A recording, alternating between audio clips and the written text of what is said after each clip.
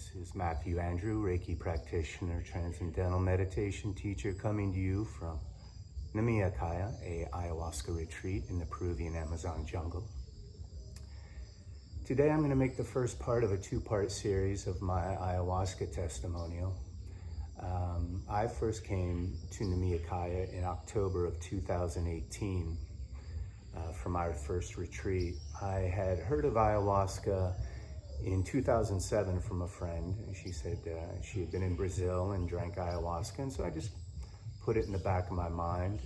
And 2018, I'm going down the rabbit hole of scrolling through YouTube, and ayahuasca popped up in my feed and kind of got the ball rolling. And I was struggling at the time. Had been for years, just what am I doing? What am I doing for work? I wasn't passionate about life. I didn't have any passion, and was really dwelling in negativity, which I have had a tendency to do throughout my life. Just negative, right? I think the studies show that we have 60 to 80,000 thoughts a day, and 75% of those are negative. And I just wallowed in negativity, the direction of the world, the direction of my life. I just didn't really see a way to be happy and to live life with much joy. I remember when I was younger, my grandmother came up to me and said, "Matthew, remember, think positive." And it always sat with me, but I just couldn't do it on a consistent basis. So 2018, I started, researching ayahuasca retreats and had narrowed it down to two, and ended up deciding upon Nimea Kaya. The website was professional, and I saw a video of Jill, one of the co-creators, and I just thought, I can trust that woman, so I'm gonna go there. And I didn't have a lot of money at the time, but I felt like I was at my last rope, the last piece to try to make things work. I'd had therapy in the past. I'd been on antidepressants briefly, but those never felt right. So just was looking for something different, and looked at a lot of testimonials online, much like this one, and just gave me some hope that this might help me solve some things. And so, I came to Nimea Kaya October 2018, and felt comfortable, felt like everyone's heart was in the right place.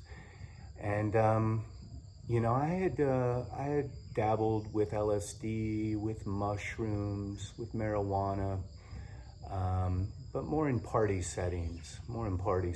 And so to come here and have it in, the set and setting, they say, is very important, and to take it, sacredly. And so within that, I felt, I was really able to explore some things. And my whole thing was I was just going to come and surrender to whatever happened, right? I thought I was beyond holding on too much, right? What's the saying? Spiritual growth is always about letting go and never about holding on. And so I came in with that mindset, and I'll tell you though, we had 4 ceremonies, and I would just describe them this way, although I've learned a lot since then. My first and my third ceremony were blissful, expansive, eternal, I'll use the words feel good and felt positive, whereas my second and my fourth, my second ceremony was the darkest, most difficult night of my life, and I thought I was prepared to let go, but evidently I wasn't at that level. During one of the ceremonies, the second ceremony, we have a thing where we knock if we need help. And so one of the facilitators came over, and I told him, what I'm going through, and how do I move beyond this? And I really appreciated his answer, because I was in the thick of it. And he didn't BS me. He just said, I think that's for you to understand. And so it wasn't the answer I was looking for, but it was the answer that was most truthful. And so I laid back down on my mat and proceeded to have what they call the ego death experience. And I was struggling to let go. And that was my second ceremony. And then my fourth ceremony, it was the last ceremony of the retreat. We were all going to be leaving in a couple days, and I just had a beautiful, expansive third ceremony. And I'm like, okay, I'm moving up and on, man. We're gonna have more of those. And it was really beautiful. It wasn't at the time, but in hindsight, it was very beautiful. As with the fourth ceremony began, I was really thinking I was ready to expand from the third ceremony and and I kept focusing on that. And Madre Ayahuasca, just like wind blowing sand, showed me the third ceremony, and she blew it away like this wind blowing away the sand. And she said, nope, that's not what we're dealing with tonight. We're going here. And a lot of internal subconscious stuff came up that I had no idea where it was coming from. And I thought the second night was tough. The second ceremony was tough. The fourth night was a whole nother level. And so I went through a very difficult night, 5-6 hours of in the mind, right? Just in the mind. What is this? What's going on? And sweating. There's different forms of purging, right? At that time, I was sweating, just sweating. But I could not understand what was going on with this particular information I was being given. And I kept trying to apologize for things I had done, and it just wasn't working. Apologizing seemed trite. And after about 5-6 hours and just exhausted and couldn't let go, I finally just surrendered and asked for forgiveness. And so that night, I learned about forgiveness for myself, about forgiveness for others, and that in the end, everything is forgiven. And so it was just a beautiful lesson for me through a real period of trying to hold on and understand the information I was being given. What we say a lot of times is, drop out of the mind, drop into the heart, right? And I was struggling to get out of my mind. And so it was a brutal night. And it's amazing how this medicine works. They're always different. Everyone's ceremonies are different, and even from night to night. My first ceremony was a beautiful, heart-opening, kind of feeling connected with everything and everyone. And it was a light night, but she was just introducing herself to me. Light, beautiful, these descriptors, I'd soon learned, or I now realize that not to attach to beautiful, bad, good, but just observe. But this first night was a beautiful introduction. The third night was just everything, the connection of all, we're all one, you hear that a lot in these circles. We all come from the same source and place. Now, don't let me project on your world, but in my experience, it was, I was shown about mathematics and science and shown all this stuff about my family dynamics. But I'll tell you, the most amazing thing that happened on my first night, on that light night, having a few experiences, was instantly, and this is the greatest healing that could have been given to me up to this, up to that point, which was, I soon realized suicide is not a choice. It's not an answer. And right there, that just changed my whole world. That has changed the rest of my life, because I had always had in the back of my mind, well, I can always take myself out.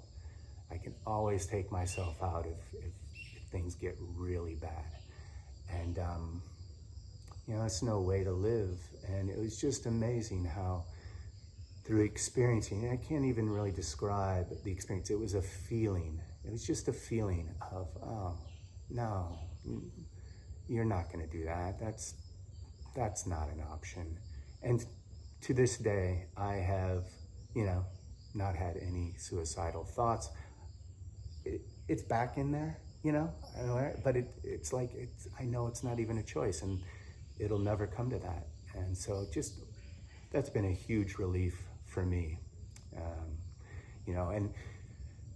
It's been some work. I ended up, going back to Chicago after my retreat. Well, it's been a lot of work, right? I mean, they say the real work begins when you leave the retreat after your ceremonies, the integration process, right?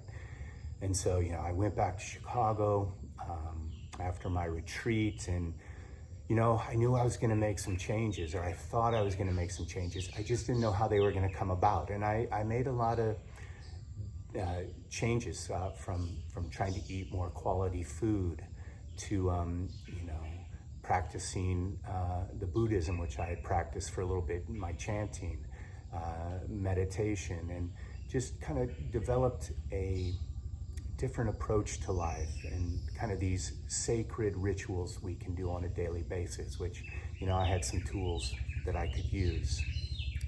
But, what's the saying? To change things, you have to change things. And I was shown some things in those first 4 ceremonies that I'm not sure I was ready to change at that time. And I skirted around the issues a little bit, right?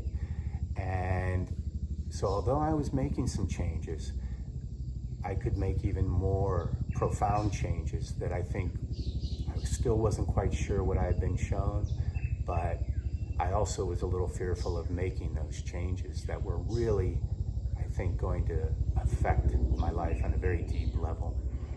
And so I skirted around that and made some changes, was in Chicago for about 1.5 years, but knew I wanted to come back to ayahuasca and volunteer to give back what had been given to me. And I'll tell you, the facilitator who, when I was going through my darkest time, and said, and I said, how do I make this stop, or how do I let go and have that ego death that I felt like I was going to, but I couldn't do it. And he said, I think that's up for you to understand and navigate how you do that. And that was profound to me, and it made me want to come back and be there for others who were going to be going through difficult times themselves. And so I made a decision to come back to Nimea Kaya to volunteer and help people from all over the world. I'm very excited about it. And so I'm going to end part 1 here on that note. And then on part 2, I'll kind of take you through when I came back to volunteer in 2020. And from that moment on to this current time, still continuing to work with the medicine a little bit, while also volunteering at Nimea Kaya. And I'll start that video off with just some basic tools that, if you're considering drinking ayahuasca and you haven't in the past, and you think you could come to a retreat, just a few tools to help you navigate a ayahuasca ceremony. Just things I've learned, things we talk about here, that can just really help you during those difficult times. So this will be the end of part 1. I'll get part 2 together, and it'll just be a continuation. And I just can't thank you enough for being here. And we'll talk on down the road. All right, bye-bye.